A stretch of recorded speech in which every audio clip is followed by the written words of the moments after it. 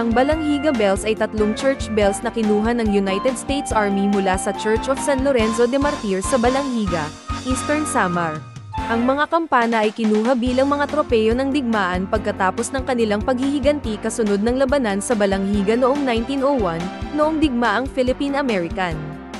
Matatandaan na noong ika-28 ng Setyembre, 1901, tinambangan ng mga sundalo ng Philippine Republican Army, mga irregular na puwersang militar, ang mga pulahan mula sa Balanghiga at mga kalapit na bayan ang Company C ng 9th U.S. Infantry Regiment habang sila ay nag-aalmusal.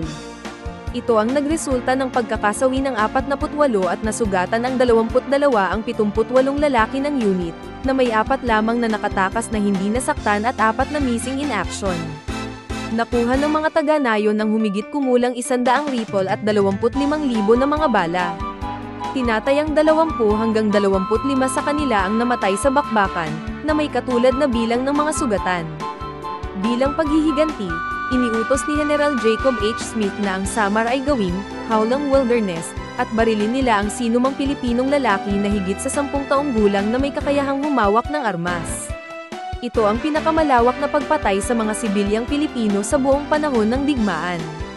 Kinuha ng mga sundalong Amerikano ang 3 kampana ng simbahan mula sa simbahan ng bayan at inilipat ang mga ito pabalik sa Estados Unidos bilang mga tropeyo ng digmaan.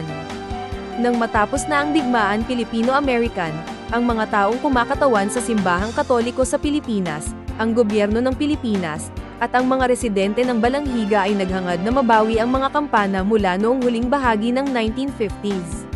Lahat ng kanilang mga pagsisikap ay sinalubong ng pagkabigo sa loob ng maraming mga dekada.